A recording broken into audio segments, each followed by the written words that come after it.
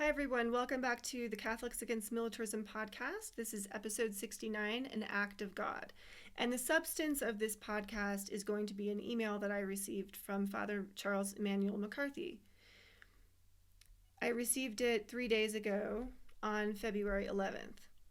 Friends and enemies, he writes. Sometime back, U.S. Senator Jim Risch of the Senate Foreign Relations Committee released the following statement regarding Turkey's S-400 missile defense system testing. Quote, Turkey's test of the Russian S-400 missile defense system is unacceptable behavior from a NATO ally. It further damages the alliance and poses a direct threat to the F-35 and other U.S. and NATO ally systems. U.S. law requires sanctions against countries that continue to deepen their defense relationship with Russia, and the administration should send a strong signal that Turkey must divest its S-400s. My position on this is not new. President Erdogan must be accountable for his actions over the last several years. Today's further action is beyond the pale. Unquote. So Senator Jim was not happy with Turkey's testing of these weapons and what he called a deepening of their defense relationship with Russia. So Father McCarthy continues by saying, in his own words, on February 6th, 2023, Senator Jim Risch, in an interview with the Jewish Insider at his Capitol Hill office, warned of, quote, serious consequences, unquote, for Turkey if it continues to obstruct Sweden and Finland's bids to join NATO.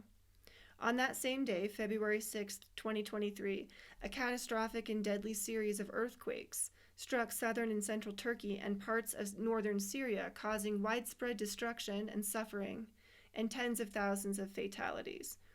The earthquake is tied with the 1939 earthquake as the strongest recorded earthquake to hit Turkey in modern times, and one of the strongest earthquakes ever recorded, and is the deadliest earthquake globally since the 2010 Haiti earthquake. As of the 9th of February, more than 22,319 deaths have been reported in total.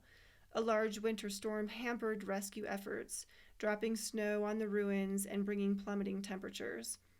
Due to the freezing temperatures in the areas, survivors, especially those trapped under debris, are at a great risk of dying from hypothermia. An earthquake, like a tsunami, is considered an act of God because such catastrophic weather phenomena are totally beyond human control. Only God can make an earthquake or a tsunami. Such being the case, only God could bring down this destruction, misery, and death on the people of Turkey by an earthquake. Why would God do this?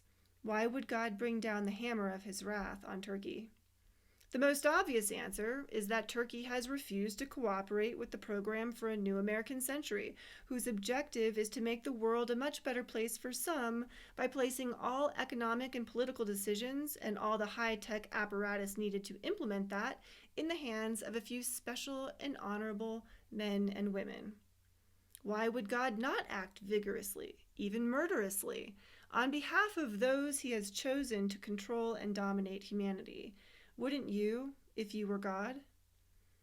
Of course, if a few mere mortals had somehow figured out how to use the laws of nature to cause earthquakes or generate tsunamis, that would make for an altogether different understanding and explanation for the carnage in Turkey and elsewhere.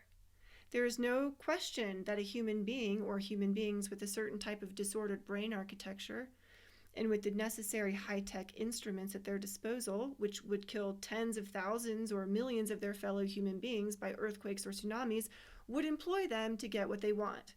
There is no question about this because some human beings with the technological power at their disposal to make a section of the earth as hot as the sun in order to exterminate people have already so acted.